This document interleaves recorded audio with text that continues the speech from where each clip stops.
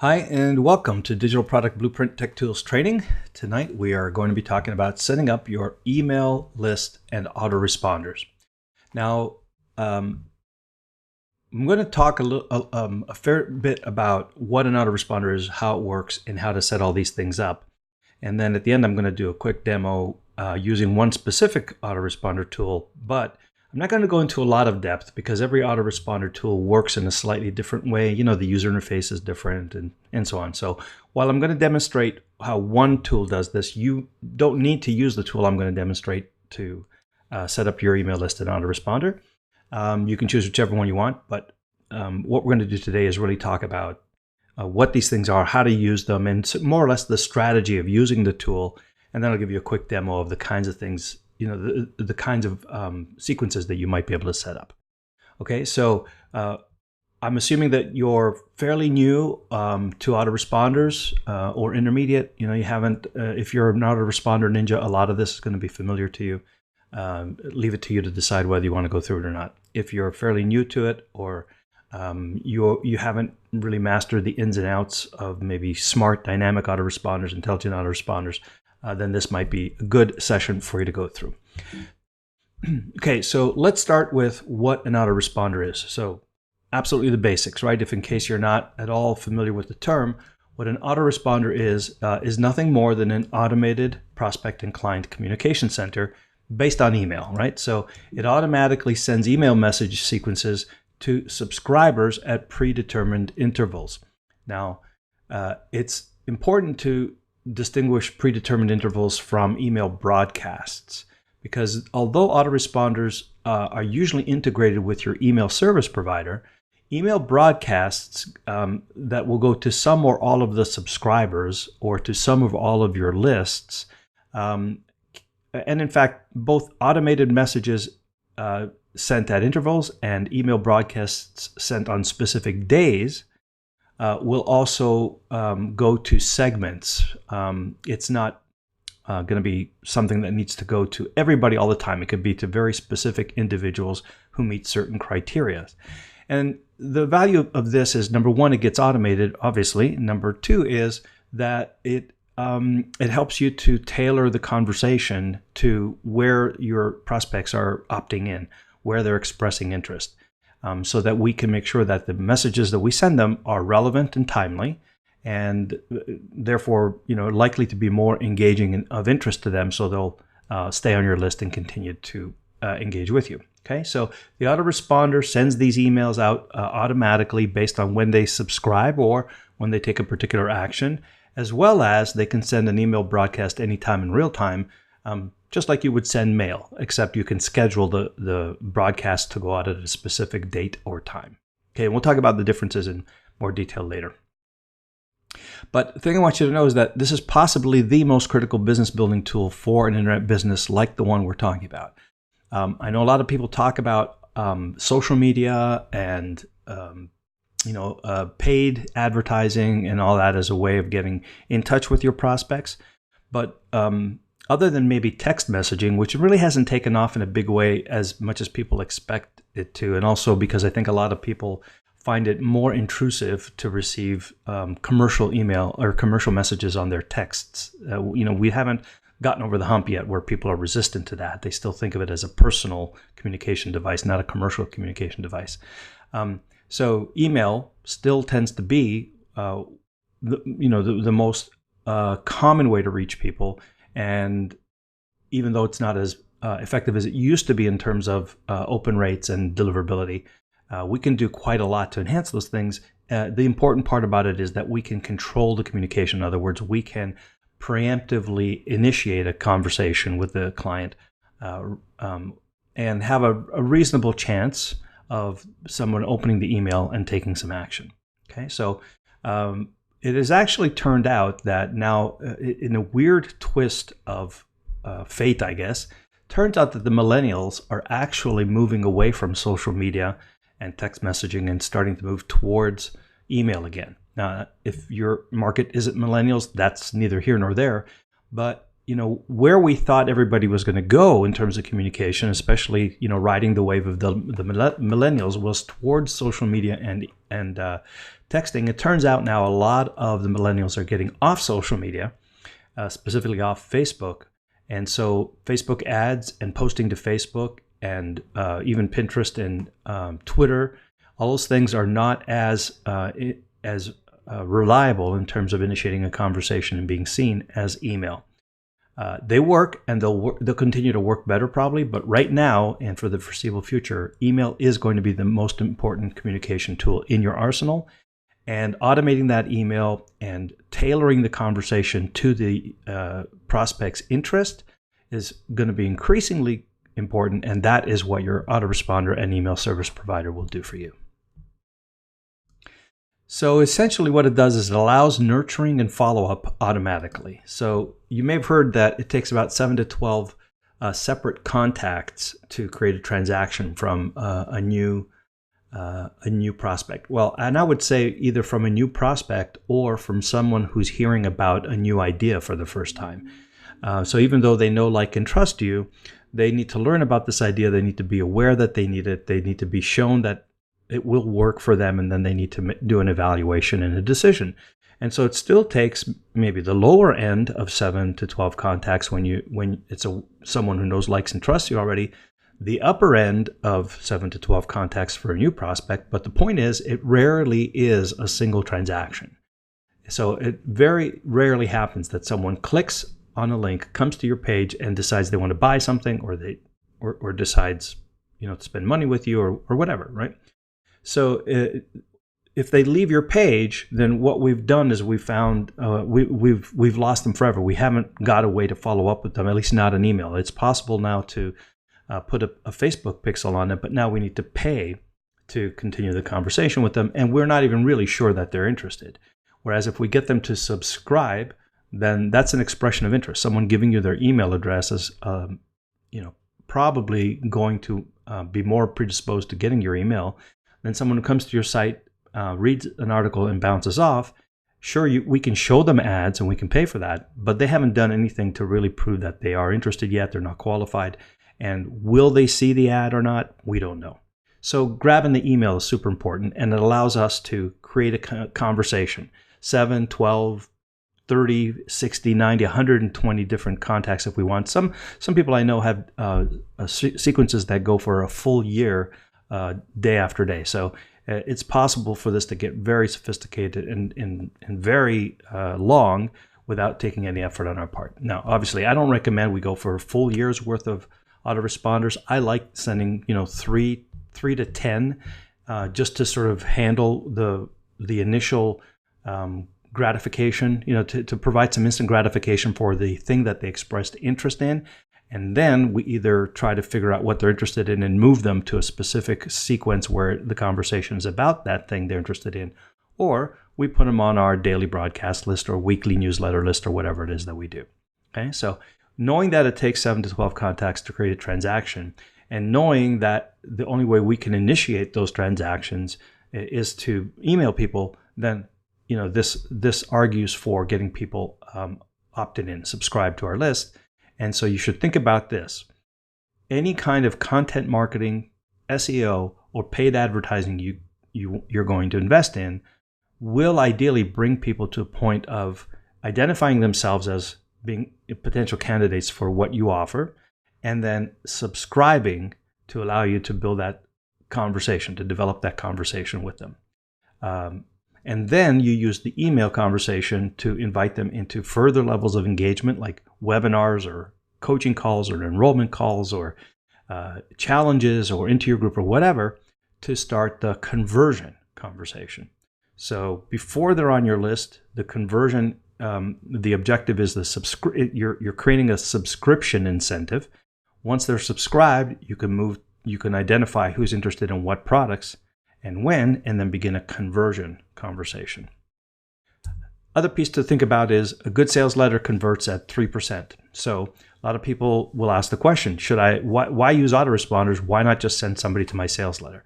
Because 3 out of 100 people, if you're a really good copywriter with a hot offer, you're going to sell 3 out of 100 people. But the other 97% of the people visit, but they don't buy. So the autoresponder allows us to automate the follow-up with the other 97% that most marketers ignore, and then identify the other people on that list that could be potential candidates for investing in our products and services. The other benefit of autoresponders is that when you want to grow or scale your company, it involves automations of processes and campaigns that work. And so if you have a good email service provider that does a lot of dynamic marketing, like intelligent marketing that is based on the behavior of your prospects, and then you find a campaign or a process that brings them from, hey, I just opted in, ultimately to, hey, I want to buy your stuff, then it's really great to be able to automate that, because then, of course, all you have to do is send more of the same kind of people to the front end of that process, of that campaign, and you can more or less predictably get sales coming out the other end. And so one of the essential pieces of that is automating your communication. And so Autoresponders allows you to do that, and it allows you to do it 24/7, 365 days a year. It also allows us to identify subscribers' interest and automate the appropriate follow-up. Now, I'm going to say most autoresponders are allowing this to happen. This is actually a fairly recent development. It used to be that, you know, we would put people, the most that we could do is to opt people into specific lists or for some specific incentives. And that would give us an indication that perhaps they're interested in that subject matter. So I could, for example, put an opt-in for a free list building course.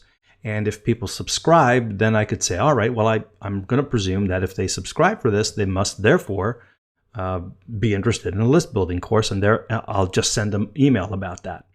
But it turns out not everybody's necessarily interested. And so over time, what these autoresponders have evolved to is that they can detect what sites your prospects are visiting and what links they click on and how many times they click on a particular link. And all of these things, all of these behaviors combined will determine almost to the message, to the individual email message, what gets sent to that particular subscriber. So, you know, you can get very, very sophisticated for this. I mean, you can create sequences that handle sales, that reduce refunds, that deliver your content, that build relationships, that do onboarding for new customers, that create what do you call that? Abandonment sequences, right? That they handle people who come to your shopping cart but don't buy. That behavior can automatically trigger a series that says, hey, you know, are you, it looks like you wanted to, you didn't finish your purchase, wondering if I can help. So all of those things can now be automated, but there's a danger there, right? Because the more you have your autoresponder do, the more complex those automations become. And so, you know, I'm going to say sort of caveat emptor here. If you're just starting out, don't worry about all of the fine nuances and the fine details and nuances of a sophisticated, behaviorally based campaign. You know, start with the simple, straight path and get it to work, and then add secondary paths to allow for different behaviors along the way. Because if you wait until you have that entire thing mapped out, I've seen people who have been working on autoresponder sequences for 6 months and they haven't delivered it yet. So my encouragement to you is, if you're going to want to optimize your autoresponder sequences to tailor it to very specific behaviors of your subscribers, do it incrementally and start super simple. You know, it's not going to be fully optimized when you first get it out there, but it's going to work, and it's going to give you evidence that at least the people who are interested, you have a path to take them to the ultimate goal, which in most cases is the purchase. Okay. And so just to continue here, then what you can do is use a proven, consistent, and quality assured series, meaning that what you can do is as you evolve and iterate around this, your sequence that takes people from point A to point B, whatever that might be, and usually it's from opt-in through nurturing, through engagement, through purchase. You you bring more people through that, you improve it, you make it more reliable, it becomes consistent, you take all the bugs out of the technology, and now you've got a proven, consistent, and quality assured series of messages. And those messages, by the way, don't need to be just email, right? The email could be just a way of bringing them to a video, or inviting them to register for a webinar, or having them sign up for a coaching call. So it's not just email based, but email is the initial contact that we use for the communication. So I think I'm probably repeating myself here to say that many of today's autoresponders are intelligent, and they do allow you to send messages appropriate to the subscriber behavior. And then what happens is that the messages are targeted and interactive. In other words, the autoresponder can tell this particular subscriber clicked on the link in a particular message that led them to a landing page. They opted into that landing page, but they did not consume the video. And then what they can do is they can send out a series of messages that get them to consume the video. Once they've consumed the video, then they will know, okay, this subscriber has now consumed the video, but they haven't gone to the sales page. So now they will decide, well, maybe this is not a candidate for this product, and move them away. On the other hand, if they watch 75% of the video, they could say, oh, well, it looks like they're interested, but they haven't purchased yet, so let me put them into an email sequence to encourage them to finish consuming the video, or making them aware of the sales sequence. So it becomes really interactive. The subscriber doesn't necessarily know it's interactive, they're just doing what they do, but the system is monitoring the behavior so that it can, I want to say it's almost like artificial intelligence in a sense. It's not that sophisticated, but it is using data to create a tailored response that feels like it's relevant and authentic.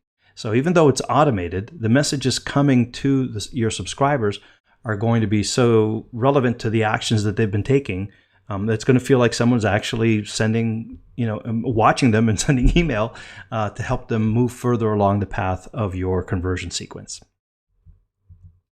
Now, just quick examples of where some of these autoresponders are used. So pre-sales follow-up with prospects.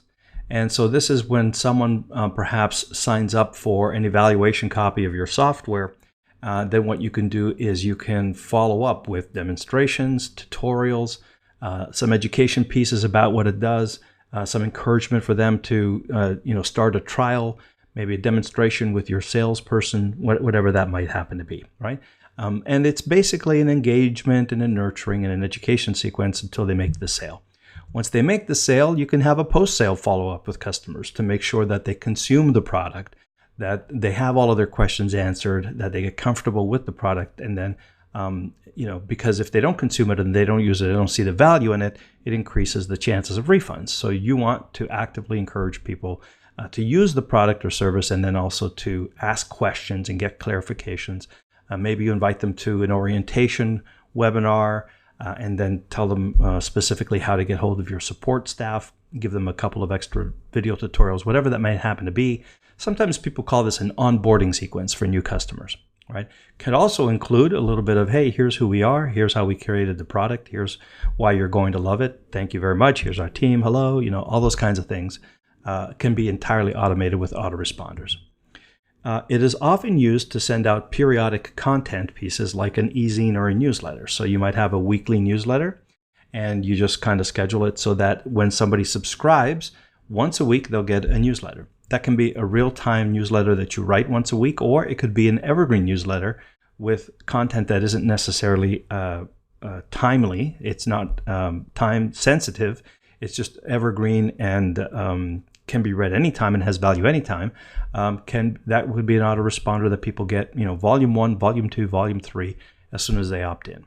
Okay, so the autoresponder would be the evergreen one, and the broadcast mechanism would be the real time or the time.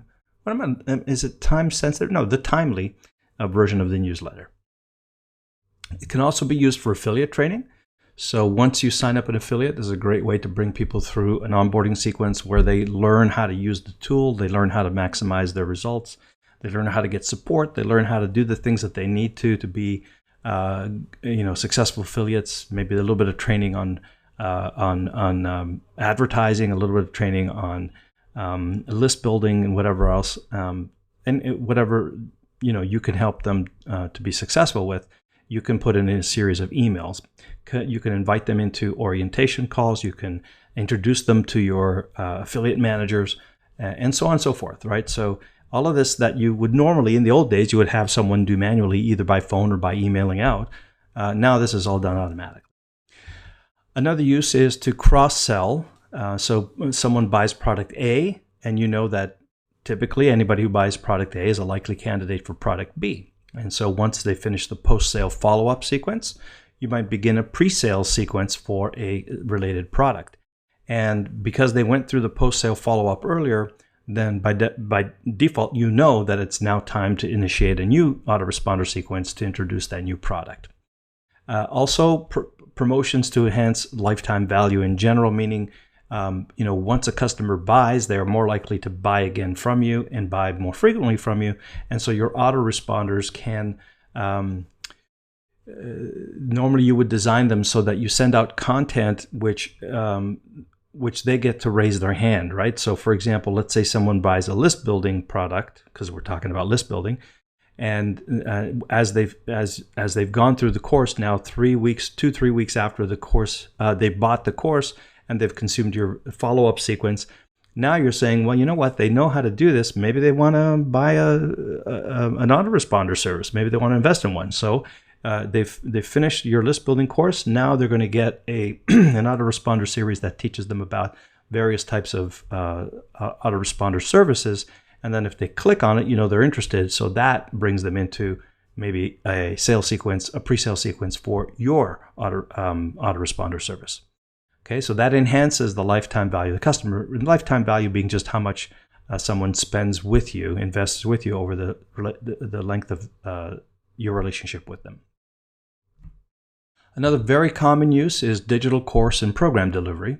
And so if you, for example, are dripping content out once a week, then an autoresponder goes out once a week and lets them know when the new content is available. In fact, the email could even have the program itself in it. I've seen people create email courses, strictly email-based courses, and some of them have sold. I know one has sold for $1,500. It was, I think it was a 21-day email series. So it can be very profitable. It's not as common now to have only the entire course in the email. Normally now there's a lot of video and there's interactive stuff that goes on, and maybe presentations and audios and all different kinds of media associated with it. So it's a little unusual, but it's still people still do that. But you don't have to deliver the content itself in your email. You can just bring people into the page on the members area where they can get your current weekly release of content. But you don't want to leave it to them to remember to go back in the membership area and try to figure out when that new piece of content is. You're going to email them and let them know and encourage them to go and consume it. Another very common thing is event promotion, management, and follow-up. So, teleseminars, webinars, live streams, all of these physical events and so on, but specifically the virtual events, are very popular and are great converters. And so the email autoresponders can be used to automate the promotion of the event to maximize the attendance or to maximize the registration. And then it can be used to maximize the attendance, a series of emails to maximize the attendance. And then once people have attended, there's an email series that can be used to optimize the conversions from the webinar. In other words, for those people who haven't purchased yet but stayed to watch a good part of the webinar, you have a series of emails that encourage them to make the decision to buy. And for those who maybe didn't attend, you have a different series of emails to encourage them to either consume the content, or you start pitching them on the offer, but with a different kind of conversation. Okay, so this is just a few of the different ways that you can use autoresponders, and you can see how important a piece it is to your online information business. So how do you add a subscriber? Well, the main way subscribers are added to our email and autoresponder list is through an opt-in form. Okay, and that includes event registration form. So a webinar registration form is very often considered an opt-in form. Now, Some would argue that they're only opting in for email related to the webinar, and technically that's probably true. So it's helpful if you let them know that they're going to continue to get email from you, even though they only technically registered for this webinar.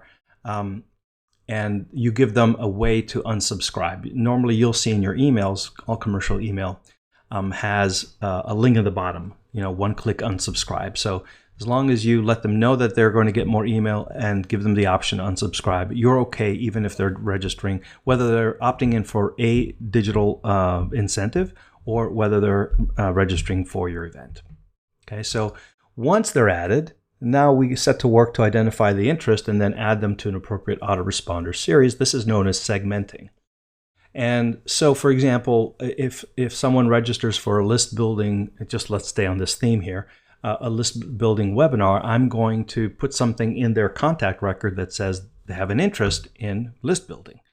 If at some point they opt into a Facebook advertising webinar, then I'm going to add to the contact record that they're interested in Facebook advertising. So I'm segmenting their interests. I'm keeping a profile of the things that they're interested in. So then when I have an offer to make for Facebook advertising training, then I'm going to send it primarily to that segment of my subscriber list that has Facebook ads expressed as an interest in their contact.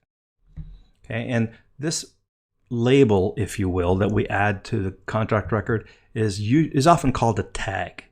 And in the same way that the hashtag identifies the content or makes it easy to identify content that's distributed over the web, each contact can have any number of tags, and each one of those tags is representative of some action they took or some interest that we've determined that that they have, so that we can make sure that the communications, the emails we send out, only go out to those people that we've somehow tagged, so that the communication is relevant. Because honestly, it's not a problem. People often say, "Well, I don't want to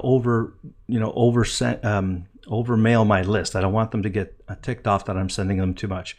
But the truth is, if people are interested in what you're sending them, they're not likely to unsubscribe. When they unsubscribe is when you're no longer relevant to them. So if you're sending a lot of email and 8 out of 10 emails are highly relevant to what they're interested in, they won't unsubscribe because they're interested in that stuff. It's relevant to them. But if you're sending them a whole lot of emails, and even 5 out of 10 are a waste of their time, every time they open it they realize that this is not for me, this is not for me, this is not for me, even half the time, that's going to encourage people to unsubscribe. So what the tag does is allow us to make sure that they're only receiving the emails that they want. And this is particularly interesting when you're running a promotion, for example. A lot of clients that I work with now, we tag people once they express an interest. So we'll run 2 or 3 emails to let them know that a promotion is coming up, and we'll sometimes ask them, click here if you want to continue to receive email about those promotions. So in other words, we're proactively getting them to raise their hands and say, yes, I want to receive those emails, I'm interested. And as weird as it sounds, then we will only send to them. Everybody else who did not raise their hands won't see the promotion. And so part of your brain is probably saying, well, why wouldn't you send a promotion? What if someone is interested? Well, if they were interested, we gave them 3 chances to express that interest. If they haven't expressed that interest in 3 chances, and we know we're going to go into a campaign where we're going to mail fairly aggressively, even though there may be a few stragglers that we missed, the likelihood is that all of those emails are going to be so of such disinterest and lack of relevance to all of those other people that it will cause unsubscription. So why show them any information about a promotion if they've expressly said no, I'm not interested in this. The other thing that we do pretty aggressively is we encourage people to unsubscribe, not to the entire list, but if people are starting to get emails about this promotion and suddenly they realize, you know what, this is not for me, every email allows them to say, thanks, but I don't want to receive any more emails about this subject. That way, they'll stop seeing those emails that they're not interested, but they're still on our list. So we give them an option to unsubscribe from the conversation so that their only option is not to unsubscribe from our list. Okay, so this becomes super important. Now, I want to say when you're first starting out, you're probably going to keep this to a minimum. In the beginning, when your list is fairly small, perhaps 1,000, maybe 2,000 people, you don't have to worry as much as when you're at 5,000, 10,000 and more. So focus on just talking to as many people as possible until you figure out what is the relevant conversation and what behaviors are they taking and how can we segment them. That's your first step, rather than to build out an entire sequence of complicated tags and everything else. Just be super simple in the beginning with a minimal amount of tags, and then later on, if a campaign works and you want to multiply it and scale it out, then you can start optimizing it. Okay, so I like the idea of making it work right, and then optimizing it and scaling it. Now, one question that comes up sometimes is single or double opt-in. So if you're not familiar, the difference between single and double opt-in is that a single opt-in means that as soon as I subscribe to your form, I give you my name and my email address, you start sending me email. Okay.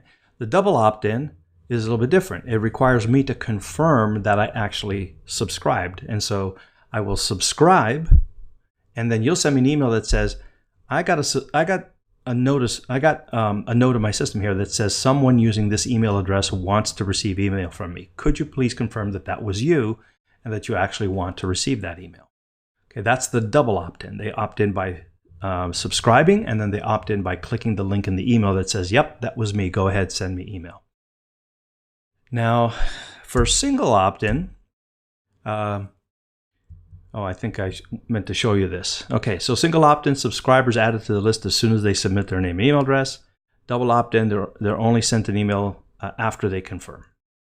Okay, so pros and cons. Single is obviously simpler, and it assures that 100% of the visitors that give you their name and email address are added to your list. The double opt-in is an extra step that may result in a large percentage of your opt-ins to not be added to your list because they don't confirm. So this actually happens quite a bit, and you could lose almost half of your opt-ins.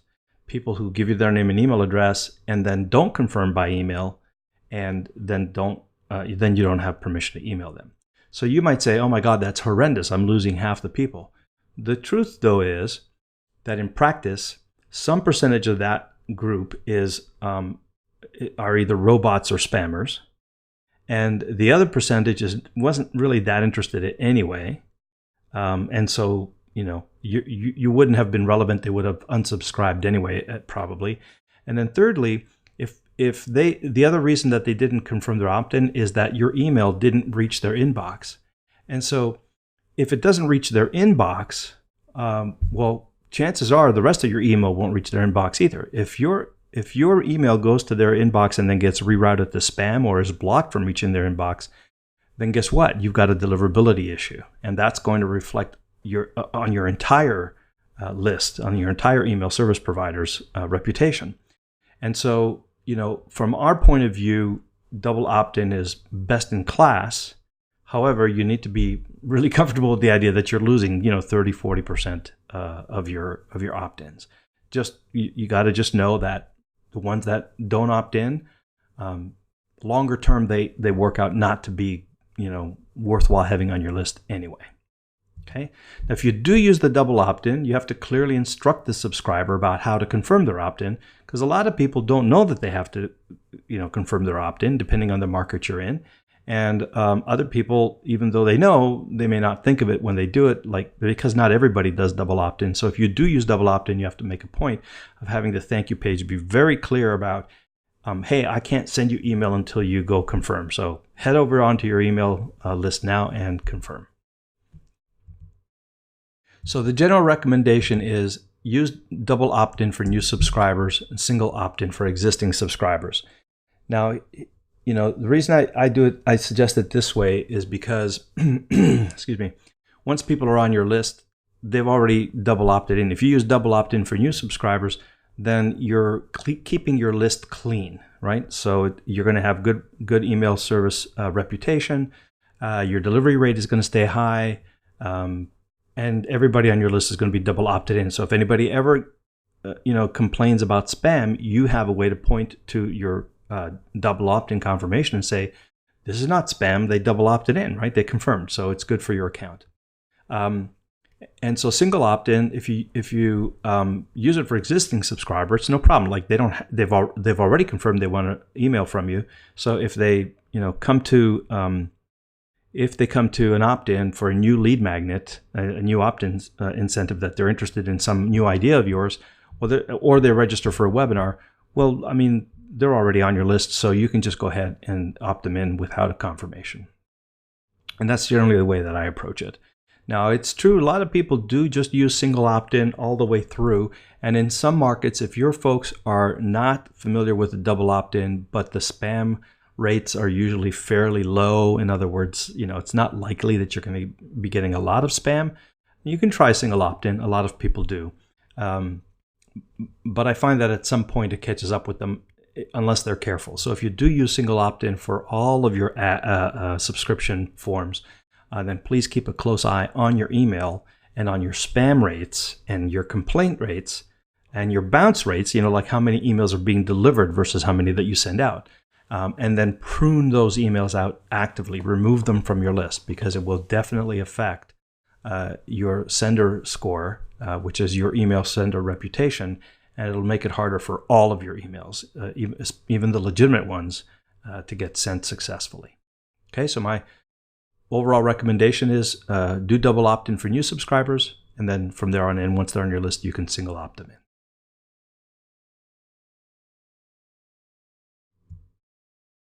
All right, I want to just quickly talk about autoresponder versus broadcast. I mentioned it earlier, and sometimes it gets, people get a little bit confused by it. And so what I want you to think about is that broadcasts are date and time specific, whereas autoresponders are relative to when the person subscribes. Okay, so for example, let's say that these are three people, subscriber 1, 2, and 3. And subscriber 1 submits their form and subscribes to your list on January 1. Subscriber 2 subscribes on January 2. And subscriber 3 subscribes on January 3.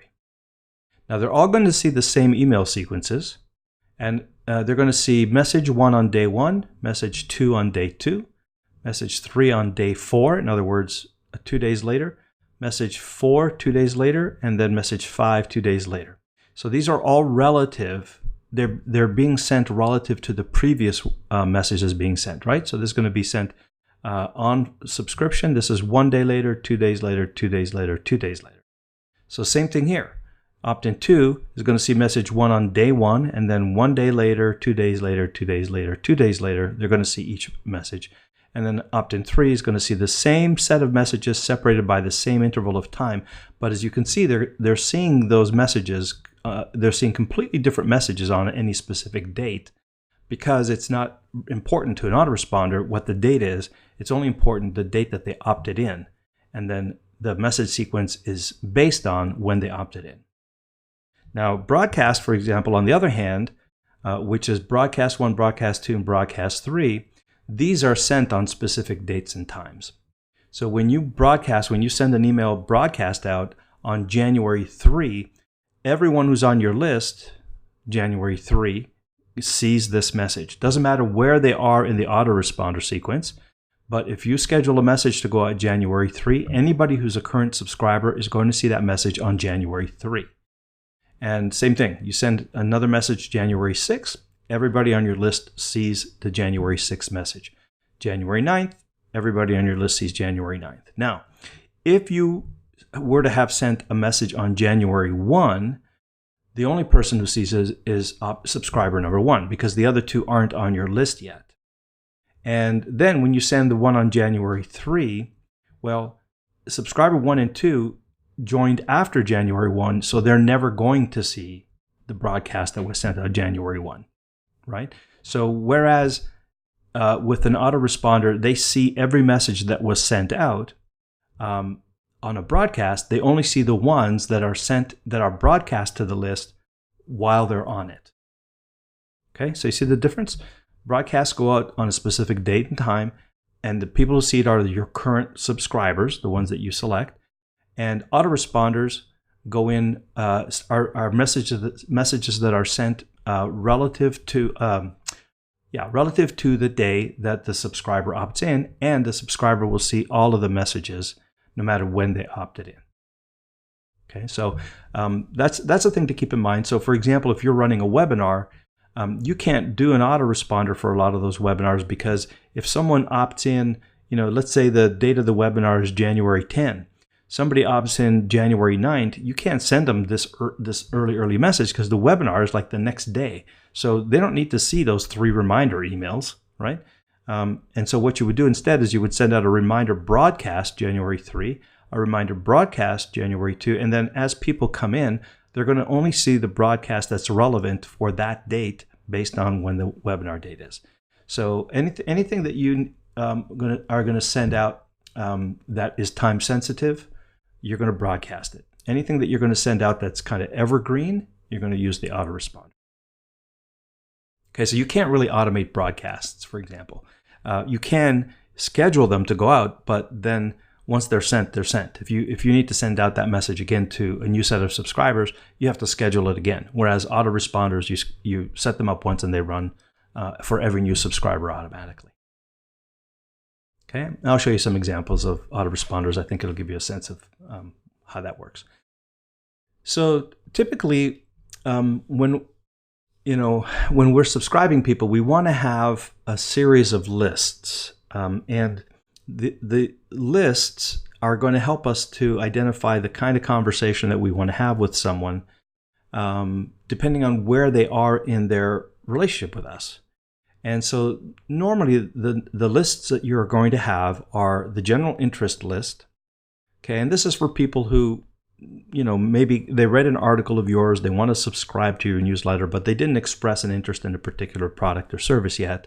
So this is just where you're going to introduce yourself to them. You're going to create content that establishes rapport and trust and gives them confidence in your abilities as a provider of that product and service, right? And along the way, you're going to give them the opportunity to raise their hands. So whether that means they register for a webinar, or whether that means they click on an article about a specific topics, you're going to be looking for, as you're sending out general interest messages, you're looking for indicators of what they're interested in. Now, let's say that they register for a webinar. Okay, now you're going to have a topic or campaign-specific series of emails that go out, and that's designed to get them interested in the webinar, interested in attending the webinar, and then ultimately, after they attend the webinar, interested in buying whatever offer you made on the webinar. So now they've moved from the general interest list, and now they're in your topic-specific or campaign-specific list. And so a whole series of emails goes out for these folks. Now, let's say people who came to the webinar decided to buy your product. Well, now they're on your buyers list. Now they're a client or a customer or a buyer, however you call them. Now you want to have a series of emails that go out that introduce them to other products and services that are related to the thing that they bought. Maybe, higher end products, maybe some coaching, maybe some software to automate it. Now that they've proven that they're interested enough to solve this problem or achieve this goal, that they're willing to buy something, now you can have a series of messages that introduce them to more and, not necessarily bigger, but more products to help them enhance the experience that they've already shown interest in wanting and desiring. Okay, so back end means post sale. Maximization, meaning you want to increase the number of times and the number of times that someone buys from you. So lots of different products, multiple purchases. Now the house list is someone who, so the general interest is when they're first getting to know you. Topic is when they express an interest in a topic. Buyer is to maximize their investment in your company. And a house list is, they've already gotten the introduction sequence, so they've built our rapport, they know who we are, they've seen a couple of emails, now they're in the house list. And what we're doing with the house list is we know that they're there, we know they're on our list, so we want to just send out messages that segment their interests so we can move them into topic campaign. So at this level of house list, we may have said, hey, are you interested in list building? And they didn't click. Then we say, hey, are you interested in AdWords advertising? And they didn't attend the webinar.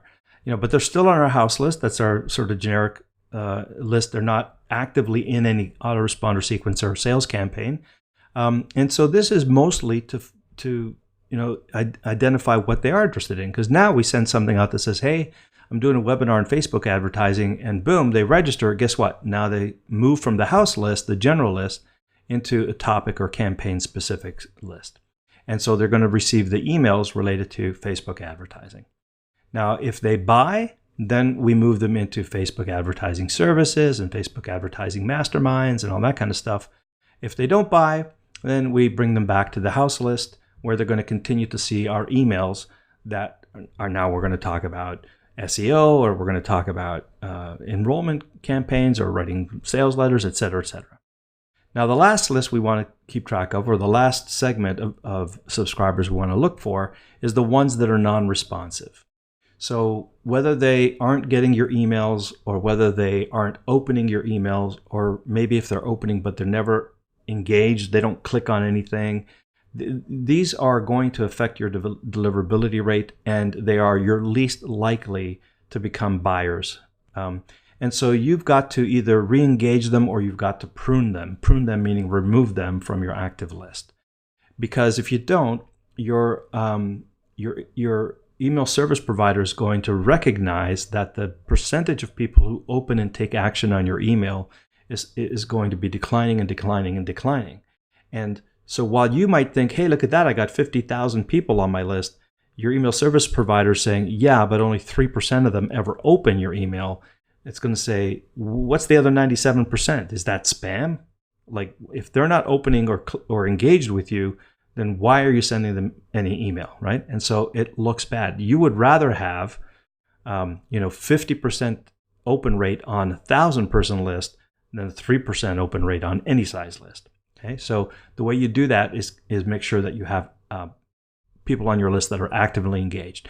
Now, they don't necessarily need to be buying anything right now, but they need to be engaged. And that's the purpose of the house list, is to keep sending them things that could be of interest, that you believe would be of interest to them, until they do engage.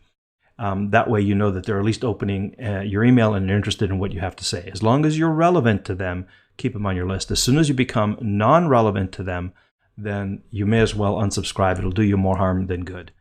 And I know that a lot of people have resistance to this. They'll say, well, but sometimes I've heard stories about people who, after 3 years, they bought something. Well, that's true. But if you have enough of those people on your list, it is possible, but if you have enough of those people on your list, you may never get to that 3-year time frame, because they will have impacted your email deliverability rate and reputation so badly that the people who would have bought from you, today instead of 3 years from now, are never going to get the chance to get your message. Okay, so be very proactive in making sure that only the people who want your messages are getting your messages, and the messages you send them are the ones that are of interest. And so let's look at a couple of these campaigns and what they look like, the various lists that I talked about and the various email sequences that are going out. So here's a couple of different types of autoresponders and what they're intended to do. So let's say, for example, and this represents the house list, the topic specific list, the back-end list, and so on. So let's say that they come into a newsletter opt-in. Okay, and now you're going to have a series of emails that, because they're new to your brand, so you're going to have a series of emails that introduce yourself, your brand, your values. It establishes authority and credibility, maybe shows some social proof. It educates them, it adds values, it entertains, it engages them, it gets them used to interacting with you on the media of your choice, whether that's Facebook, YouTube, your blog, whatever it might happen to be. And then familiarize with your other web properties. In other words, bring them over to your social media because, hey, if they're active on Pinterest, you may as well let them know that you have a presence on Pinterest, right? So essentially over, let's say 2 to 3 emails, you're going to just basically send some content that's going to establish this relationship with them, and then they'll be added to the house list. Okay, so they opt in, they're added to the house list, and they're going to get a short follow-up series. And by the way, look, that's just a guideline. I know people who have 2-week, 3-week, month-long introduction series. It's entirely up to you. Personally, I like to move them from, after I think I've done a decent job of getting them to know me, I want to find out what they're interested in. So I usually keep this less than 10 days personally. Okay, but entirely up to you. Some people make it a simple single email before they start just putting them on the broadcast list. I don't know that that's necessarily the best way, but neither is like a 3-month series before you bring them into a segmentation sequence. Okay, so the first form brings them into a sequence that does this. The goal is just to basically establish yourself, your credibility, and your brand with them. Now they're on the house list. Now what your goal is to have your subscribers self-select which of the more detailed series would be relevant and of interest. So think about this as 3 to 4 emails that go out around a specific topic. And let's say it was list building. So I might talk about the different list building strategies on one email. And the next one, I might talk about why list building is important. And then the next one, I might talk about list building services and how to select. And the next one, I might talk about the most effective traffic sources for high converting list building.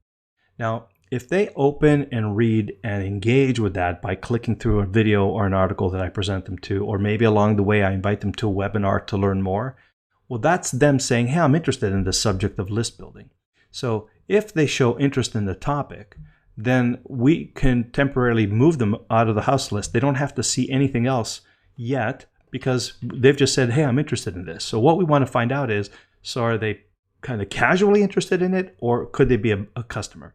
And so we bring them into the topic interest opt-in. Now, this could be literally an opt-in, or it could be just simply that we tag them to indicate that they are interested in this subject internally. The nice thing about the opt-in is it's one of those things that they have to do intentionally. So it's more indicative of their interest than if we just automatically move them into the sequence just because they open and click on our email. So this kind of opt-in is pretty good. Now, sometimes some autoresponders allow you to move people to another list simply when they click. If you want to do that to avoid the opt-in, to make it a little bit less work for them, then just make sure you tell them, hey, if you want to receive more emails on the subject matter, I've got a 5 video series.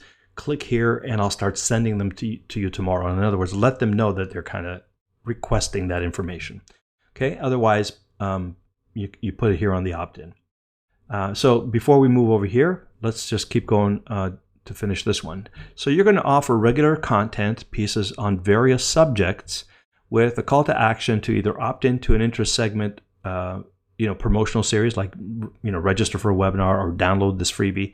Or as I said, if your email service provider allows it, as soon as they click something that says, yes, I'm interested, I want to know more, then you move them over. So that if they show interest, you're going to move them over. And you're going to send real-time broadcasts as well. So you can send an autoresponder for every subscriber that joins your list. But you can also, if you have a timely promotion or launch or an event, then you can just go ahead and mail out. So let's say, you send an autoresponder message out every 2 or every 3 days, and you're heading towards the Thanksgiving Day holidays. Well, you can send out a separate broadcast, a real-time date and time sensitive broadcast that says, hey, I'm having a holiday promotion. Now, if you do that, of course, there's the question of, are they going to see too many emails? And the answer is, it's possible. It's possible that they're going to continue to see your standard autoresponder email along with your broadcast, unless you have the capability within your email service provider or your autoresponder to say, hold on, I'm going to do a promotion, so stop all my autoresponders until I'm done with the promotion. If your autoresponder doesn't do that, don't worry. Send out a promotion on top of these other things. Yeah, they're going to get a little bit more email than usual. But again, if they're interested or, in what you have in general, they're going to want to know about your sale. Okay. So don't get too hung up on this. In the old days, before we had the ability to do all of that specific, hey, stop these messages and send these other ones, we used to just send everything all the time, right? And sure, some people unsubscribe, but you'd be surprised how few unsubscribe if they're interested. If you got the right people on your list, they'll put up with a few of your promotions once in a while.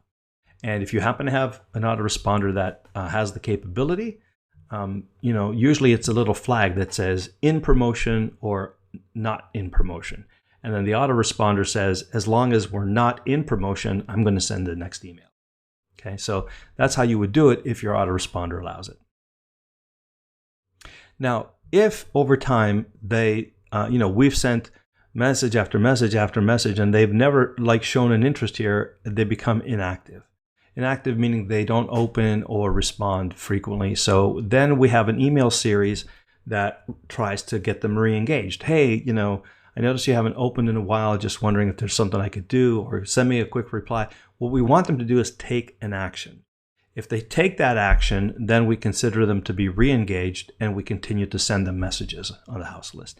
If they don't, we'll send, maybe 2 or 3, even 4 messages to try different ways to test their level of interest and engagement.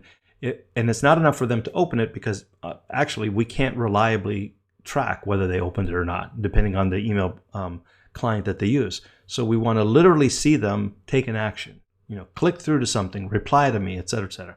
And if they do that, then we'll keep sending them email. If not, then we're going to remove them from the list. Okay, they're clearly not interested. They haven't even answered our invitations to reengage, so off they go. Now, for those who show an interest, then what we're going to do is we're going to, again, we either opt them into a lead magnet or we just kind of put them into the series because we told them that they would be put into the series if they click the link. So it's either an explicit or implicit opt-in. And then we do a follow-up series. And this can be any kind of promotion. And you're thinking here specifically of a campaign to sell something. So it could be any kind of promotional campaign. Could be a flash sale, could be a 10-day launch, could be a webinar that has an offer on it, could be a 7-day challenge at the end of which there's an offer. I mean, whatever your campaign strategy is, now's the time to deliver it that they've shown an interest in it. Okay, and often the bigger the sale, the more sophisticated the campaign. So this isn't always just 2 or 3 emails. It could be a whole series of emails and behaviorally impacted things with a whole bunch of Facebook retargeting on the back end. I mean, it could be whatever you want it to be, as complex as you want it to be, or it could be as simple as, hey, I'm having a 24-hour flash sale. All my stuff's on sale for 50%. Doesn't matter. The point is, they've showed an interest in this topic. Now you want to find out, are they interested enough to buy or are they just browsers? Now, if they buy, then they come onto your buyers list. If after you finish the campaign they don't buy, there should be an arrow here, but it'll basically be the no purchase, right? It comes back to the house list. So there's actually technically another arrow that comes from this sequence to the house list. Whoops. Okay, and so just to review, here we're introducing ourselves and establishing our brand with them. Here we're sending them content to figure out what they're interested in. Here we're trying to re-engage them because they don't engage with any of our email. And if they do, then we'll keep sending them email. If they don't, we'll remove them. And then as soon as we send them an email where they raise their hand and said, I'm interested, tell me more, then we move them into a campaign that is essentially a promotional campaign that leads to an offer. Okay. Now, if they buy, they are now on the buyers list, and now we have a back end series. So this is very similar to the house list series, except that it's a much more limited selection of products that we're bringing to their attention. So all of these purchases, add-ons, upsells, higher ticket, cross-sells, all of these are going to be related to what they initially bought. It's going to complement what they bought. It's going to expand the convenience, the speed, whatever of what they bought. Is going to be a higher end experience of what they bought. So, but all of this is going to essentially enhance the value of their purchase. So it's not all of our products, it's only the ones that are going to enhance the value of that purchase.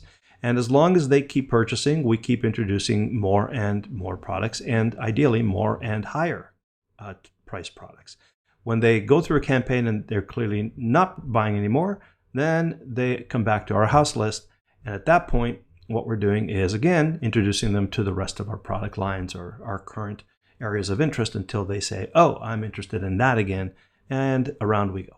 Okay, so that is essentially the, by the way, these can be multiple topics, multiple interests. So it's not just one square, really, it's multiple squares, and every square has a campaign of autoresponders associated with it.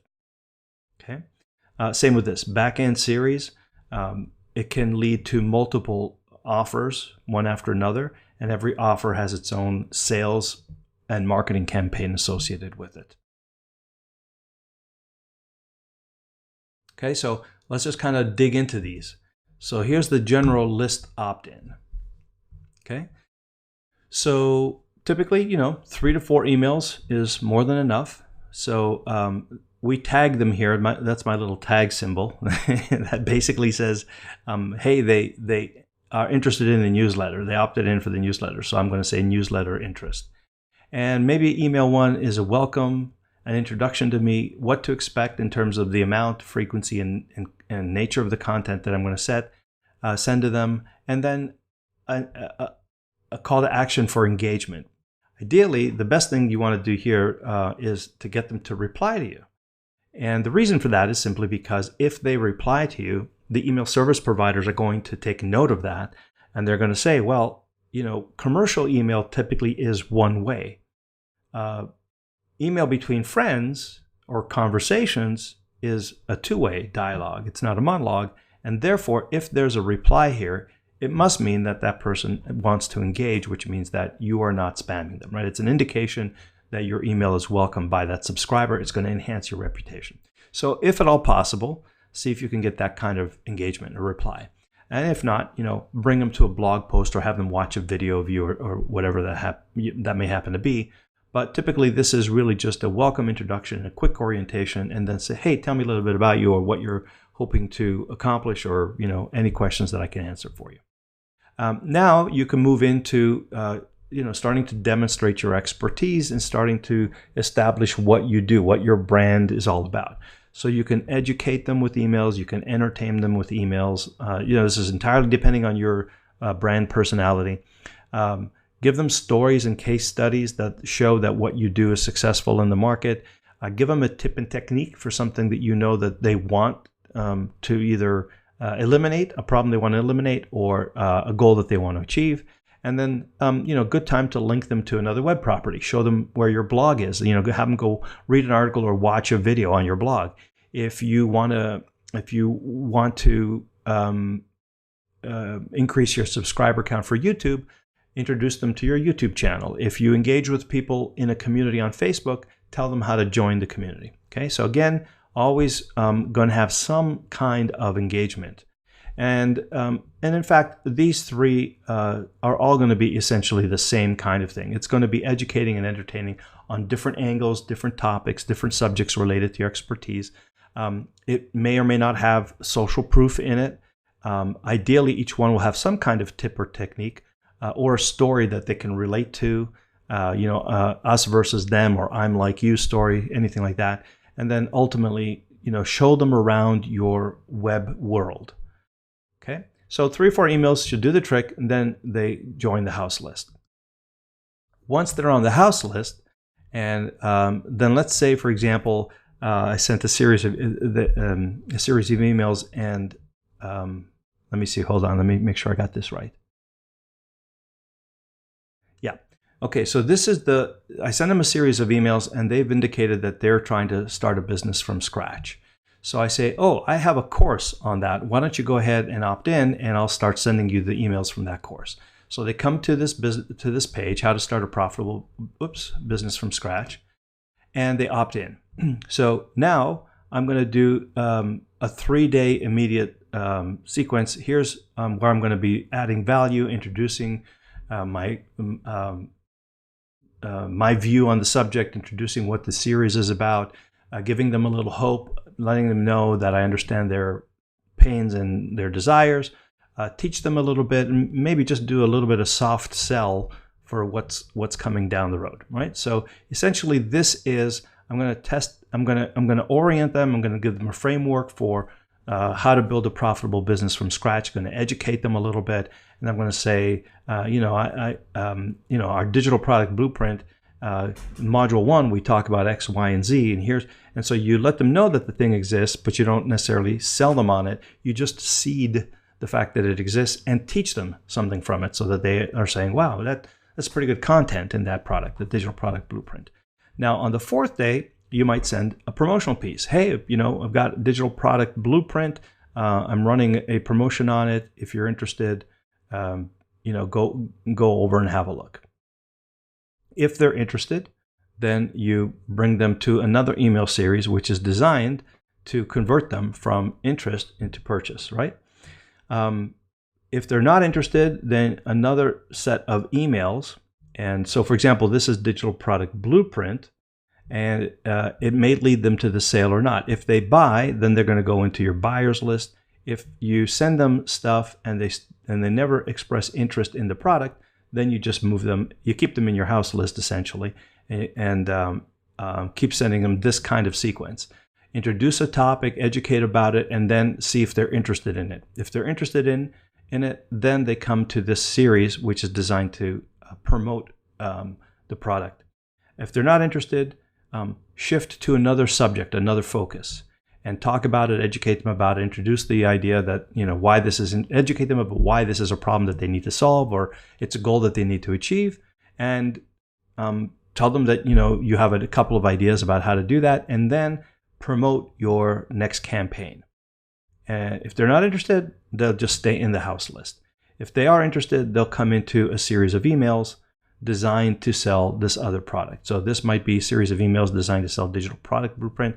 And by the way, this can be either 2 or 3 emails, could be a flash sale, could be an entire product launch series, right? As complex or as simple as you want to make it. The point is, this is the series of 3 or 4 emails that really identifies that they're interested in potentially purchasing it, and then you focus this conversation. Because if they don't click here to express interest, then why subject them to all of that?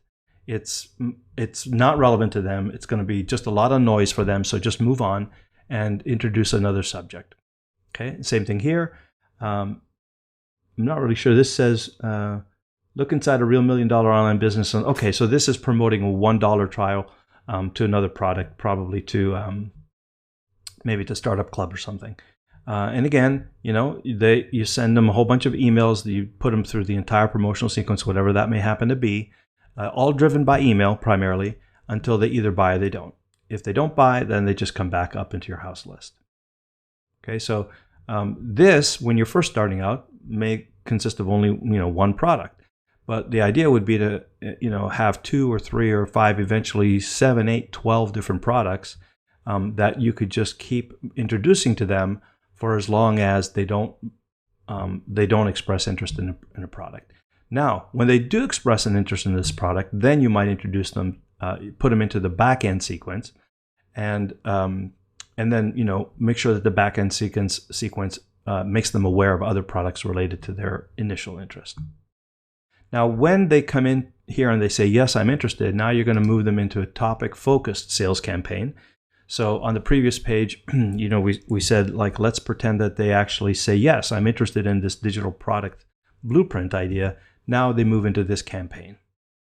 And you can see, it's a campaign that's basically designed to end up in a sale. So,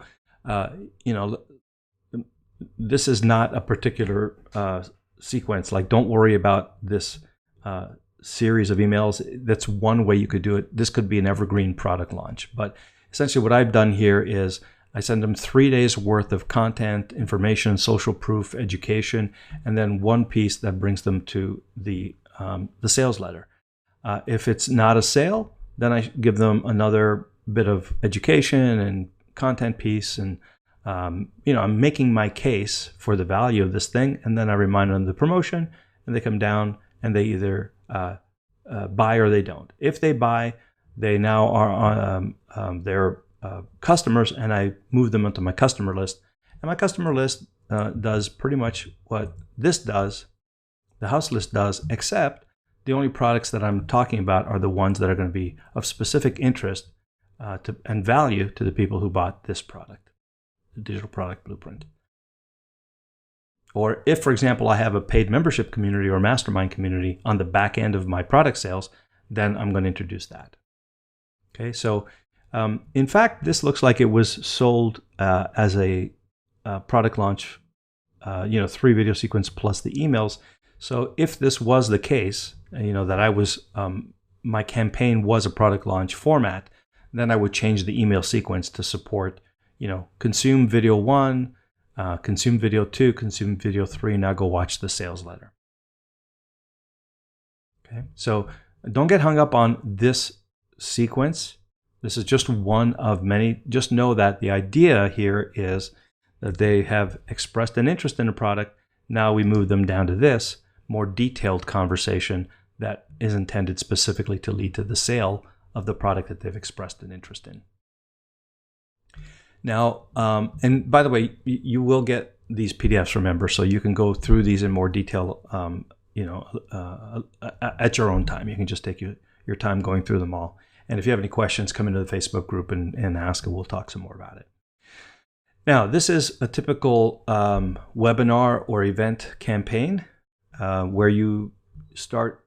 By the way, here, these are typically not going to be autoresponders. They're going to be broadcast emails. Okay. Do you know why?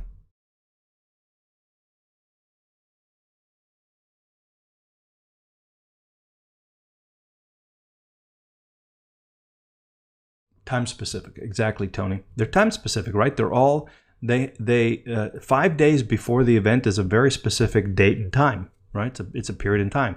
And so if someone opts in here 1 day before the event, you don't want to send them all these other messages, right?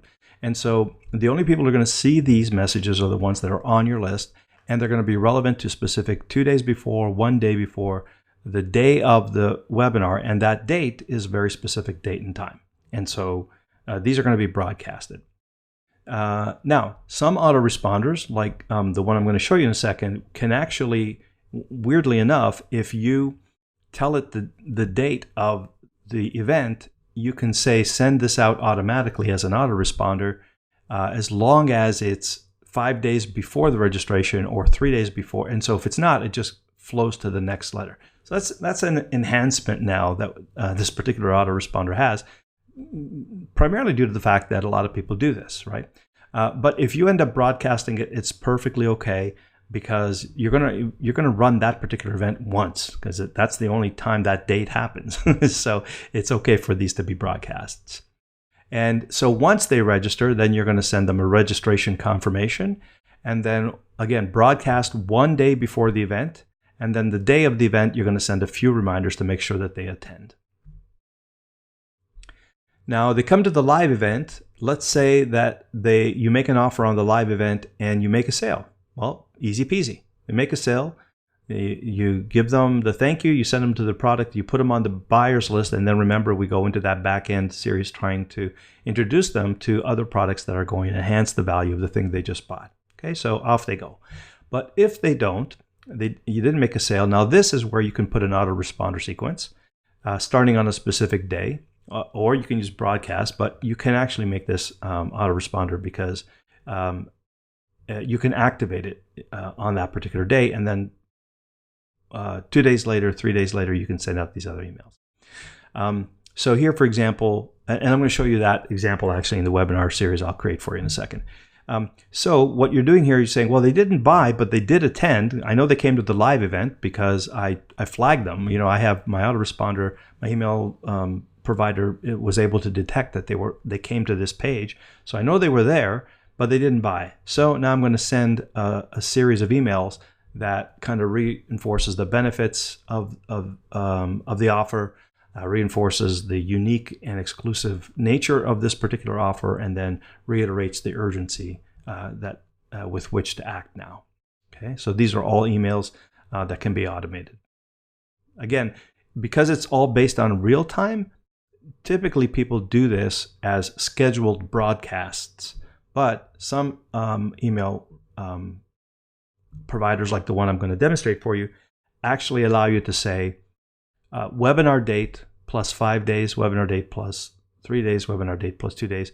And the great thing about that is then you can actually, when they register, you can program the webinar date, and then everything gets mailed out in a timely fashion, i.e. you can make it evergreen, or you can use it as a template to reuse again, so you don't have to constantly reschedule those broadcasts. It's a nice little feature that not every autoresponder has, but this one in particular does. Now, if you're running a launch series, remember I told you earlier when we were on the previous screen, I looked at that and I said, oh, look at that, it's a launch. Well, okay. So if you're running a launch series and this says in real time, then what you'll do is you'll send out something January 1st and you'll say, hey, thanks for registering. Here's what to expect from me and my brand. By the way, go watch video 1. And then you'll send out another one 2 days later, says, hey, did you like video 1? Now go watch video 2. And if you like that, hey, did you watch the previous videos? Great, now we've got a final video, go ahead and watch it, etc. Okay, and then the 4th video is, hey, here's your chance to buy. Now, if they buy, then that's great. Anytime they buy, you move them into the sequence that brings them into the back end. As long as they don't buy, you keep sending them things that basically encourage them to buy, that makes the case for why they should buy. So if you do this in real time, then you can and many launches are done in real time, right? And you'll broadcast these emails on those specific days, okay? And that'll work perfectly fine. If you want, you could also do it evergreen, meaning that this launch runs as soon as people opt into this offer. And what's going to happen is now, instead of sending it out on January 1, January 3, January 5, January 8, 9, 10, etc., what you're going to do is you're going to send it out immediately when they opt in, and then 2 days later, the autoresponder sends out the second message. 2 days after that, it sends out the 3rd message, and then plus 2 days after that, it sends out the video sales letter. 1 day after that, it sends out the FAQ, and of course, if they buy, then they come here. If they didn't buy, and your autoresponder will have to be able to know that, because when people buy, when you come to this thanks for buying stuff, you want to put something in the contact record that says they're a customer now of the Digital Product Blueprint.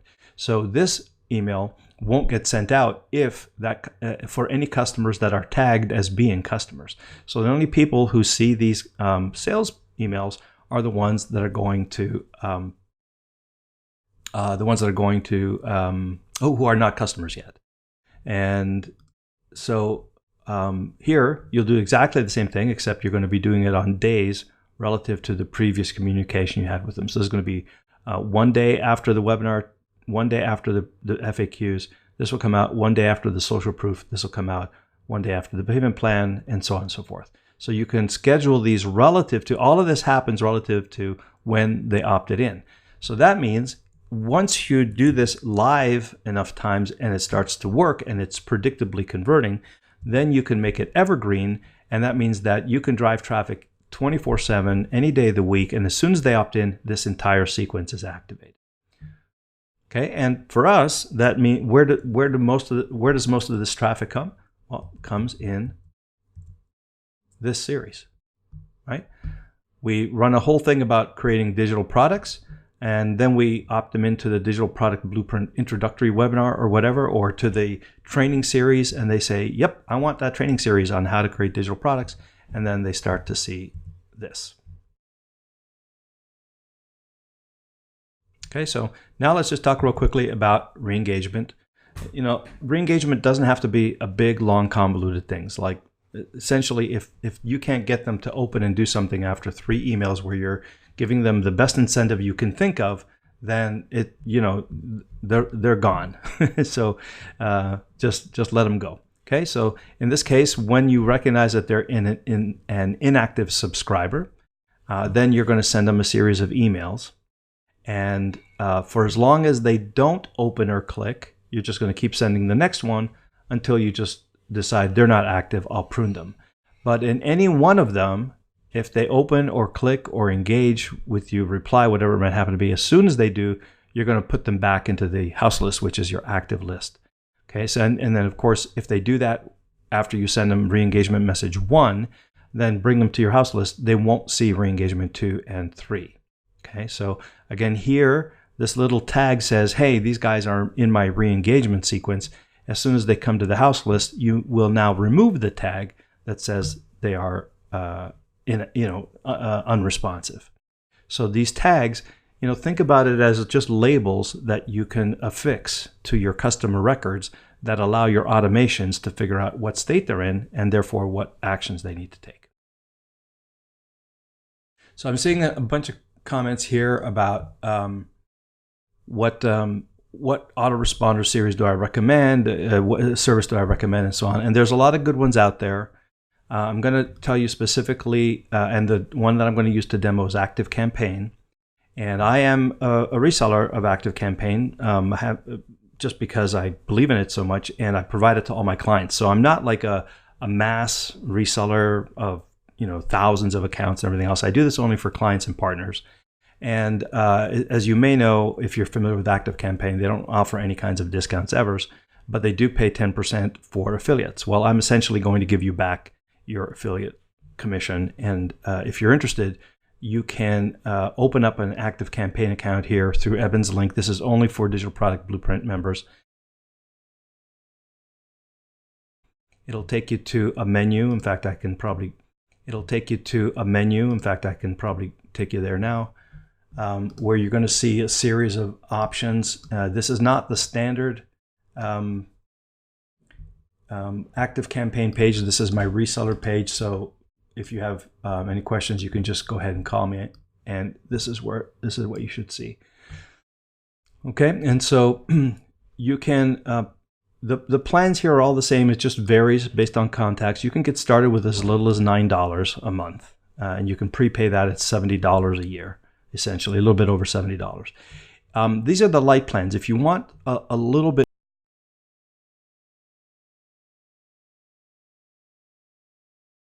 of the custom domain and so on, and up to 25 users, and you'll have lead scoring and branding of the custom domain and so on, and up to 25 users.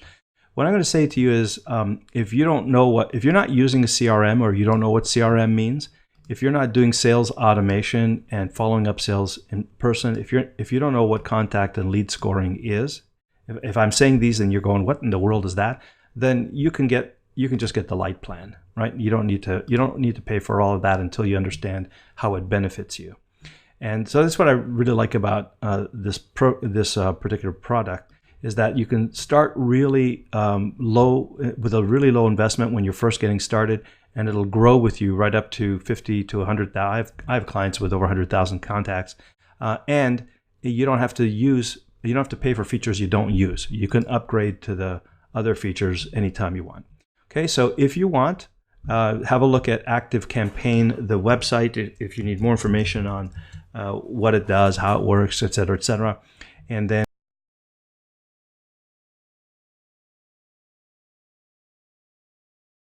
I give a little bit of the website if you need more information on I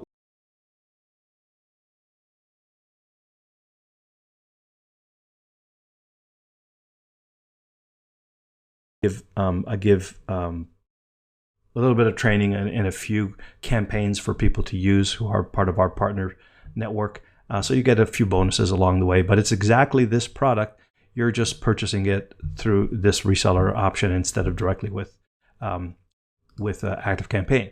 Your support will come through ActiveCampaign, your technical support, your product support, all that stuff. All that's happening is that your billing is in a different place, and you get to reach out to me and ask questions from time to time through whenever we do an event.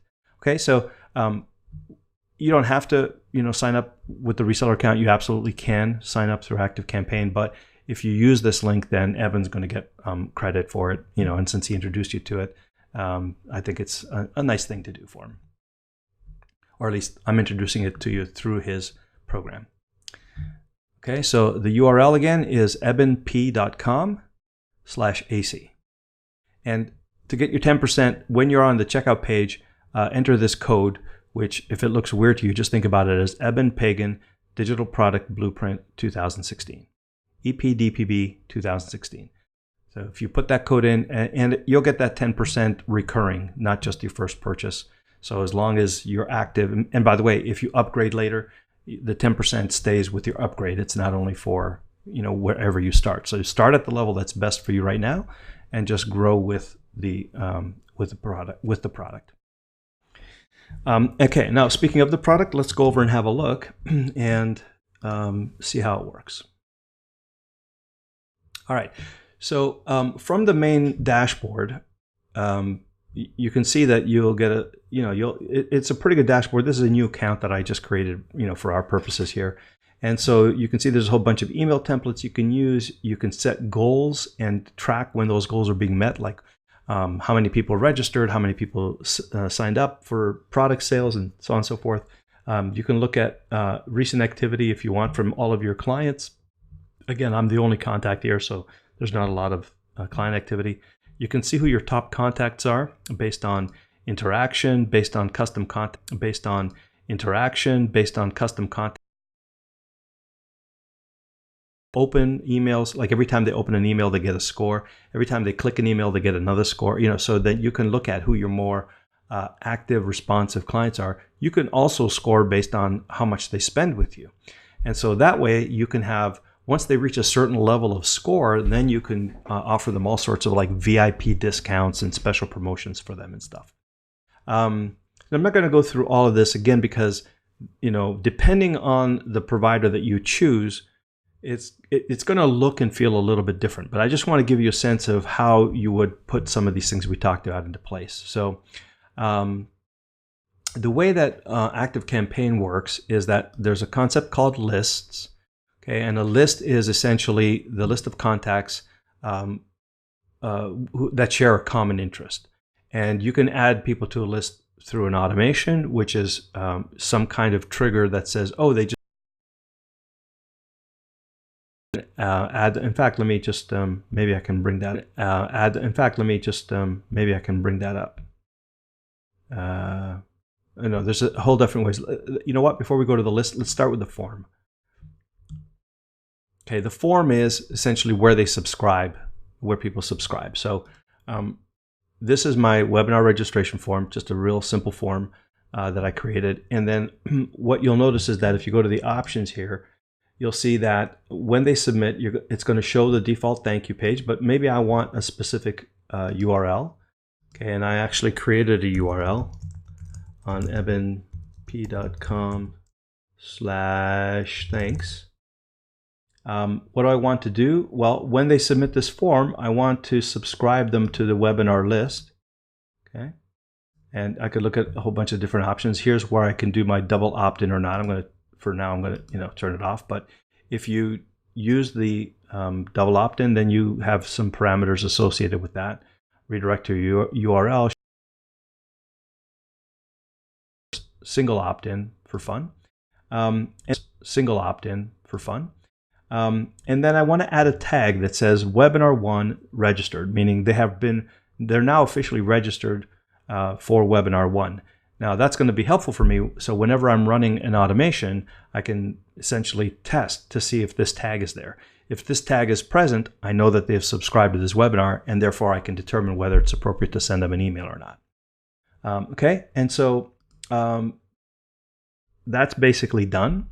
Now, the way I integrated it with WordPress is there's a plugin here that allows you to use shortcodes to embed the form on your blog. And so let me just show you real quick. Not blog. Okay, so here's the blog I think we installed last time, and I created a couple of test pages. I'll just show them to you here. And it is the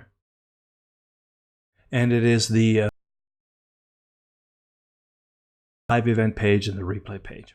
Okay, and I have a plugin in here, which is the ActiveCampaign plugin. And when I go to settings here, active campaign settings, what I've done is essentially said, I want to be able to embed webinar registration into my blog. Okay, so it looks like that, and then they give me this shortcode. Active campaign form is 1. Okay, so I copy that, I go back to my pages, and then on the webinar registration page, I simply copy and paste that code, active campaign form equals 1. So then when I head over to the page, okay, there's my opt-in. So this is my quick and dirty webinar registration form. When I enter my name and email here, of course, it'll register me. And registering essentially means, what we just worked on here. Okay, so it's going to subscribe to the list, webinar 1, and it's going to add a tag. Now, the list is the list where I'm going to be subscribed to. And this webinar list, there's nobody on it yet. Oh, I guess I added myself already. Okay, but nobody else on it, let's say. As people start to fill in and subscribe to form, this obviously increases. And you'll see here I can filter by the tag. I can tag who has registered and who has attended. So what I'm going to do here is, for those people who actually show up on the live page to watch my live presentation, I'm going to tag them as attended. Okay, and then of course I could tag them as purchased or not purchased, and so on and so forth. So the tag, again, is just the label that is affixed to the contact. Now the campaigns is active campaign speak for email. So I have an email here that I just put up, but I will probably show you more specifically how to initiate this from the automation. So let's say I have an automation here. So these are the show you more specifically how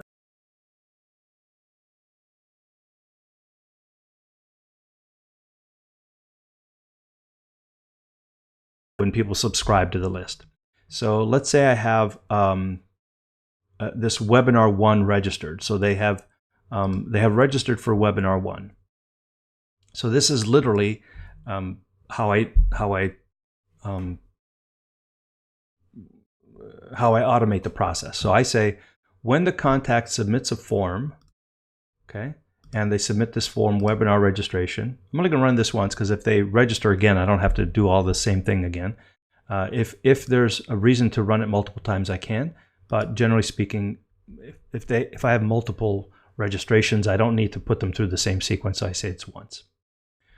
Okay, and then what I'm going to do is I'm going to add a tag, right? So I'm going to say they're registered, and this begins when this is the trigger, this is the action. So the trigger is the trigger, this is the action. So the trigger is tag webinar 1 registered, and then I'm going to update the field to represent the date of the webinar, right? The date of the webinar, let's say, is going to be November 1. Okay, and this is a custom field that I created because I want to be able to, this is how I'm going to automate the emails to send out 5 days before the webinar date, 3 days before the webinar date, and so on. So what I have to do is, webinar date and so on. So what I have to do is, is that if I have another webinar later, I just duplicate this automation, or I don't have to duplicate it. I just come in here, change the current time, and then I can replay that webinar all over again without changing a single other thing in my email sequences, because everything's going to be relative to this current time. Even my messaging inside them, I can put personalization fields that draw on this field, webinar date, so that the emails are actually personalized to the date. And so instead of recreating these broadcast sequences all over again, this single field allows me to use this almost as a template where I can run that webinar anytime I want. Now I'm going to say, all right, I've added them to the list, or at least I've indicated that they're registered. I've set the webinar date. I need to probably add them to the list too, because they've submitted the form, but I need to add them to a list, I think. Let me see if I can do that. Subscribe. Okay, so I want to subscribe them to webinar list. Okay, submits the form. Yeah. So just in case, I like to do this anyway. Yeah.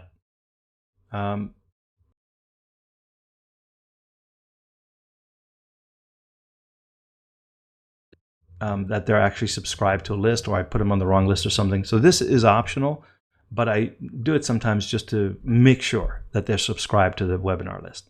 Then I tag them, then I send them the welcome to the webinar email, and then I wait until 8 a.m. Before I send another message. So this is actually primarily designed to make sure that I'm going to move them into the reminder email sequence, but I don't want them to see it same day. So I'm just going to wait till the next morning, essentially. And then I'm going to say, okay, I'm done. Now let's start the other automation called Webinar 1 pre-event sequence. Okay, so Webinar 1 pre-event sequence is this one. Okay, this is where I send in all the emails before the event. So I'm going to say, when a contact subscribes to list webinar, okay, let me just show you this all. So when a contact subscribes to webinar list, and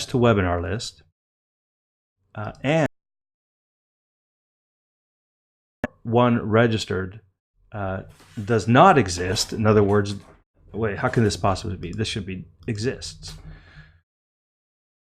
So I want to run this for the people who are registered and are on this list. So if they've already attended, or if they're in the, past the registration piece and so on, then I don't need to send in the pre-webinar stuff, right? They're in the state of just having registered. So now I want them to see the reminder emails. So now here's where the webinar date comes in really handy, because now I can say, and I don't know how many other providers do this, but this is one thing that ActiveCampaign does that I think is really cool. So what I can do here now, instead of having to set up a broadcast in real time, I can create it as an autoresponder. So what I do is I say, well, I'm going to wait until the webinar date is equal to the current date plus 5. In other words, the webinar is 5 days from the current date, right? So that means 5 days before the webinar, I'm going to send this next email. And I don't care how long I need to wait. I'm just going to say, when this is true, whenever this is true, send the message. Okay, so in this flow chart, wait until the webinar date is the current date plus 5. In other words, for 5 days before the webinar, then send the email that says, hey, webinar, then send the email that says, hey, reminder. Then I want to wait until the webinar date is reminder.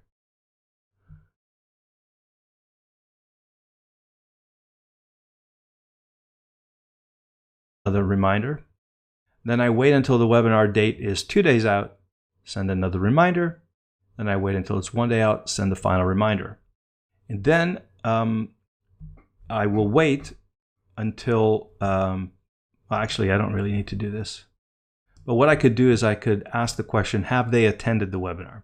If they've attended the webinar, I'll go down one path, and if they haven't, I'll go down another path. So I was just actually doing this to show you the conditional path of doing this. So typically though, what I would probably do here is I would move them into another automation that says, okay, as long as the date is past the webinar date and they have attended the webinar, then send them the sequence, the replay sequence basically.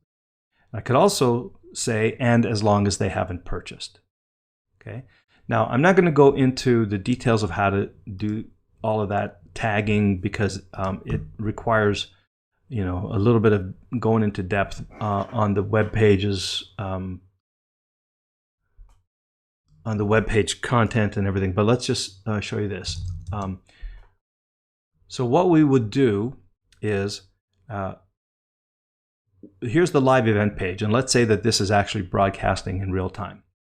What we would do is we would use that ActiveCampaign plugin to actually notice that the person has attended this page, and what it will do is it'll update their contact record. So now what I can say is, if this person has attended the live event and they are not a customer of Digital Product Blueprint, then send them the email sequence to make them a customer, the conversion process.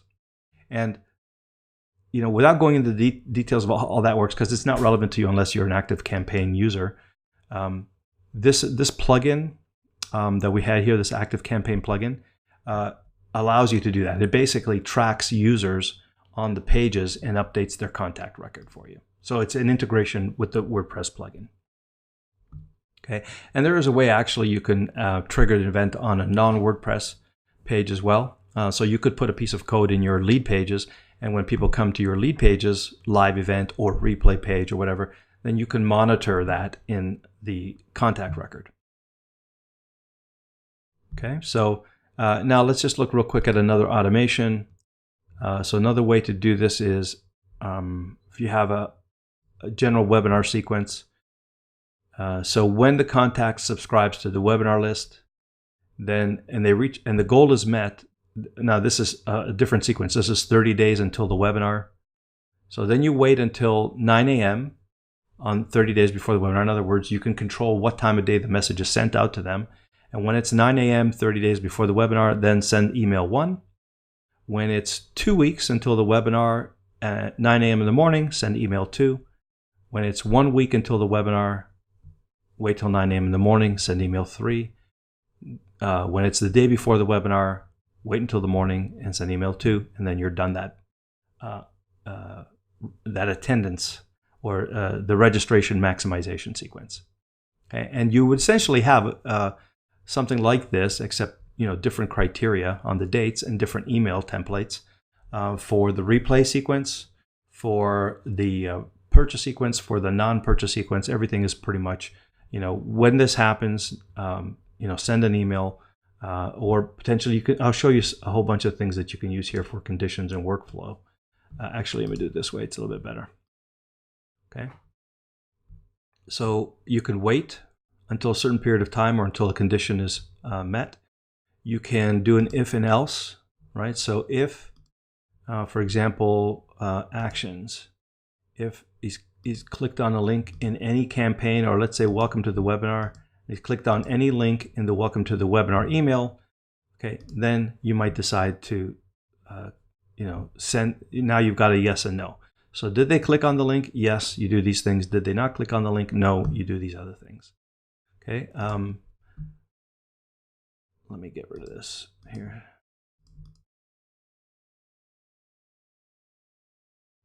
Keep only the yes path. Okay, another thing I could have done, let me just go down here so it's not, oh, all right, never mind. So the other thing you could do is go to another action. So if you want to skip around in your automation, go directly from here, from this branch of activity to another, you can move it directly. Goal, that's where we set up a goal, right? So we we add the goal, enter a goal name, okay. And we would say, for example, when the webinar date is current date plus say 5. Okay, so when we're 5 days away, this can just stay as is. Okay, so here's the goal. When we're 5 days away, then send email 2. The reason you're seeing this is because I didn't give it. So I'm going to say reminder 5 days before webinar.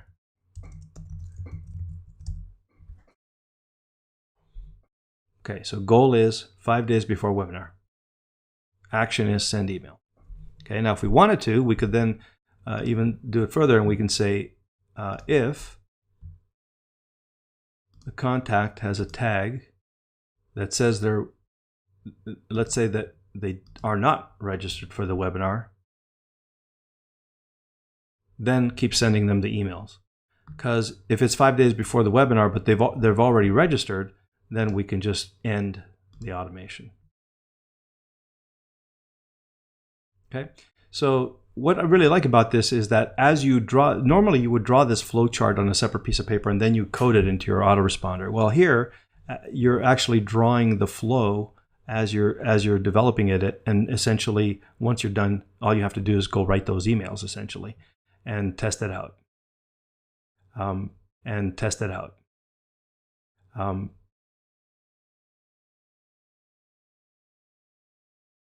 the form subscribes people onto a list. And then once they're subscribed onto the list, you begin the automations. And the automations are, in essence, the things we were looking at. Okay, so these things, when to send these emails, are essentially, these are all automation sequences. Okay, this is automation sequence. This is essentially the automation sequence you just saw. I didn't do the whole back end, but you saw me do this. And this would be exactly the same as this, except the content of the emails would be different and the timing and the conditions of when they got sent would be different. So essentially what you saw me do for these is the same process you would use for these. But you notice that they appear in different, let's call it, stages of the process. So this is the pre-webinar. This is registered but not attended. And this is attended but not purchased. So, whoops. So each one of those phases, if you will, are a different automation. You wouldn't do one big, long automation here. It could get really complex. So as you look and see where people are in their journey, then you can say, okay, well, how do I want to communicate to them? It could get really complex. So as you look and see where people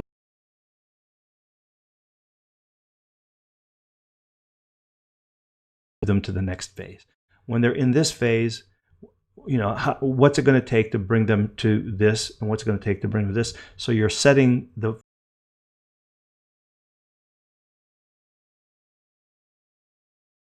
and when those tags get set, then these automations, these other ones are going to look for those tags. And when those tags get set, then these automations are activated.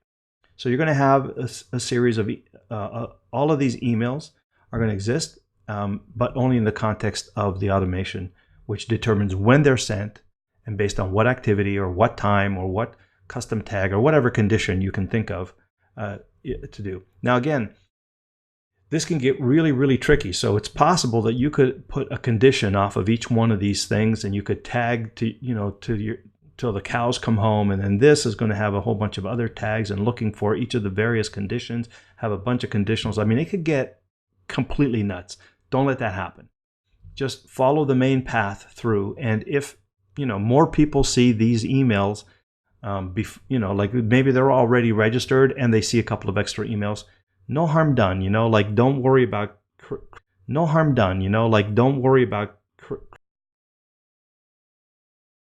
scenario, especially in the beginning. In the beginning, if all you're doing is being redundant with the emails you send to someone, that's fine.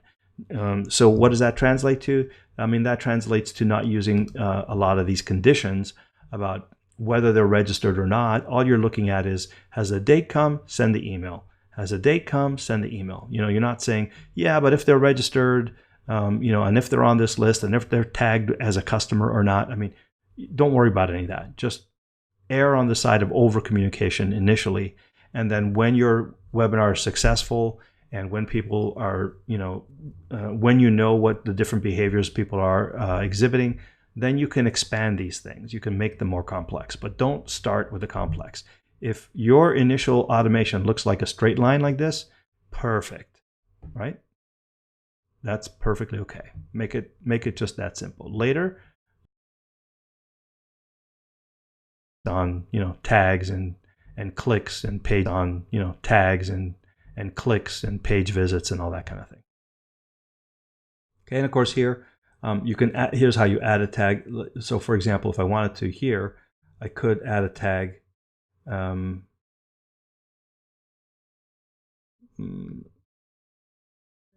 have to show you how to use that. If I show you that, I have to do another thing, which I don't want to show you because it's going to get too complex. Okay, but let's just say that after email, the email reminder here, that I was able to detect that they actually visited the thank you page, meaning they registered. So here I would say, did they register?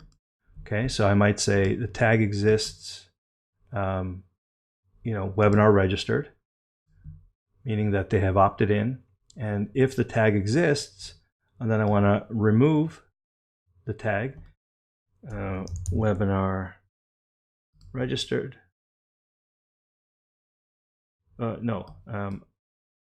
If they registered, maybe I want to say webinar 1. They're registered. What do they do here? Oh, I'm sorry. So what I want to do is say here, if it does not exist, if they have not registered yet, okay, but I send them an email, and if they're still not registered, then I'll send them another email. If they are registered, then I won't send them another email. So let's say, for example, I move this up a little further here. Okay.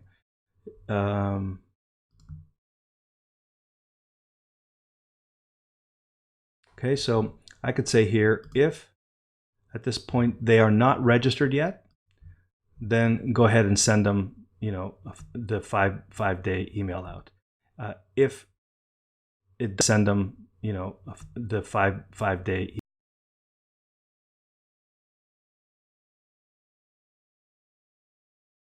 I'm going to end this automation, or actually, I'll start the other automation, which might be they've already registered. Now I want to send them the reminders. Okay, and same thing here. So I send another reminder, and I say, well, if, the tag still doesn't exist, in other words, they're still not registered, if that condition is true, then I'm going to keep sending them stuff, right? And if they're not, then I'm going to start the other automation. Okay, so you can see how it quickly starts to get a little bit out of hand, right? As soon as you put a condition for every point in the sequence, it's true you're going to get much more targeted communications and you're not going to over communicate, but this can quickly turn into a little bit of a spider's nest. Okay, so if all you do is keep it nice and simple the way we had it, that first straight line, and get started that way, perfect. Go with that. Okay, and then of course the campaigns, if you, this is sent as an autoresponder email. When you create a campaign here, you would typically have the option to do a standard one-time email campaign, i.e. a broadcast. You could create an automation. You can create an autoresponder sequence. You can send automations based on contact birthdays, anniversaries, and so on, and you can split test. So there's a whole bunch of things you could do, but 95% of the time you're either going to have a standard one or an autoresponder sequence, all driven by automation. Okay. So this is, I recommend, this is a little bit takes a little time to get used to this paradigm. But once you do, and you think about it as, this is how I get people onto my list. These are the lists that people are on, which expresses what interest that they have. And automation tells me how to interact with them. And the campaigns are the emails that I'm sending them.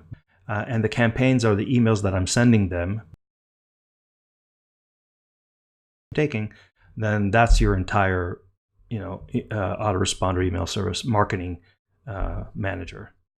Okay, it does take a little bit of time to remember and get used to this new thing, because in the old days everything was lists, and all we knew was if you're on this webinar list, you're going to see a series of autoresponders. But now we could move you from one list to another, right? So remember, we could have, for example,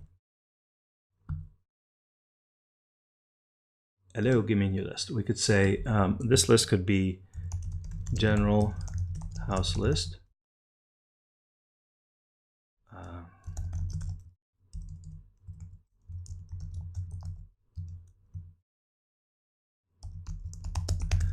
Don't worry about this. I'm just putting some text so it'll let me go through. It could be digital product blueprint buyers list. I wonder if it'll let me do that. Yeah, it's gonna.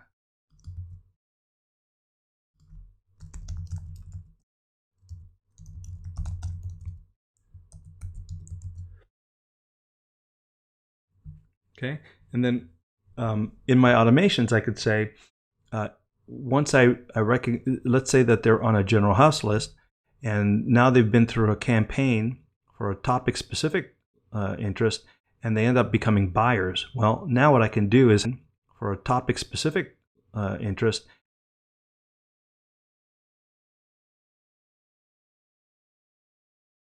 list and add them to this list. And it, it looks something like this. Let me just show you what something like that would look like.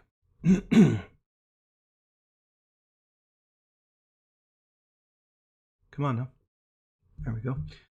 So I might say something like,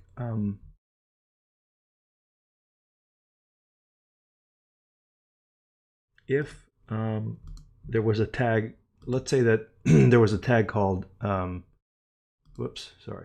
contact details. A tag exists and it was called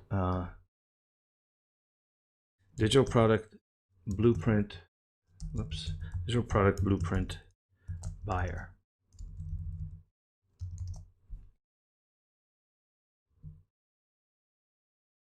Okay, and they're not a digital product blueprint buyer. They now are a digital product blueprint buyer. Okay, so in that case, what I might do is I might say, where to go?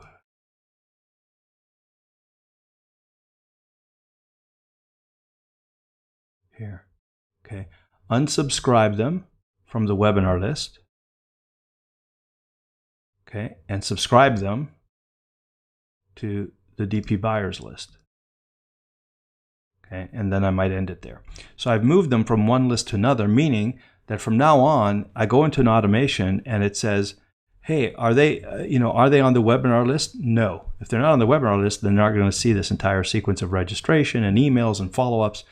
And so, for example, when you're doing a post live event sequence to get people to actually buy the offer from the webinar, as soon as they buy, they are tagged as becoming buyers. You move them from one list to another. Now they're not going to continue to see those emails that say, buy this product, and they're not going to see the countdown sequence. Only 3 days left, only 2 days left. Like as soon as they become a buyer, they're going to start seeing the, hey, welcome to Digital Product Blueprint. Here's how to get started sequence. Okay, so for example here, if we had such a thing, we would start an automation, and let's say opt-in incentive delivery was actually called digital product blueprint new DPB buyer onboarding. Okay, so let's say this was the sequence to welcome the new buyer. Right? So we would move them from one list to another, and then we would start the next sequence. So none of the other stuff that does all of the countdown sequencing and all that stuff, they never see it. Okay, they just get over into a whole different automation. They become part of the DP buyers list. And in fact, later, we could leave them on that list, but we could also create a tag that identifies them as, let's call it buyers DPB. And so every time they buy a product, they get another buyer tag associated with the acronym for the product. And then that way we can determine if we wanted to do a specific sale only to buyers of digital product blueprints, owners of digital product blueprints, or if we wanted to release an upgrade, for example, or have a special bonus webinar, then we can create a campaign, i.e. a bonus webinar. Then we can create a campaign, i.e. have this tag in their contact record. Right? So you can see that there's a lot of flexibility to monitor what people are doing and what interaction they're having with us, and then move them from one piece of communication to another. And that's why I was recommending that you want to keep these automations individually as small as possible, so each one of them follows them along the path of the communication and brings them to the next step, and then can determine, do we want to continue this conversation or do we want to move them off? Okay, so obviously this is going to take a little bit of additional training that's ActiveCampaign specific, but just keep in mind that what we're going for is automation. We want to continue this conversation or do we want to move them off? These are what we call campaigns in ActiveCampaign. This is the automation that determines when they're being sent, and when something happens, like an email gets opened or clicked, or they visit a website, or a certain date arrives. Those are all things that we can use as actions, triggers, to begin any one of these automations. Okay, so Again, don't worry too much about the active campaign piece other than you got a big picture of how it works. What I really want you to get your head around is what's happening here, strategically, so that no matter what tool you use, you can kind of map this into the tool. Okay, and if you want to use active campaign, then of course we've set it up for you to have a special discount. Okay, that's as far as I want to go for tonight.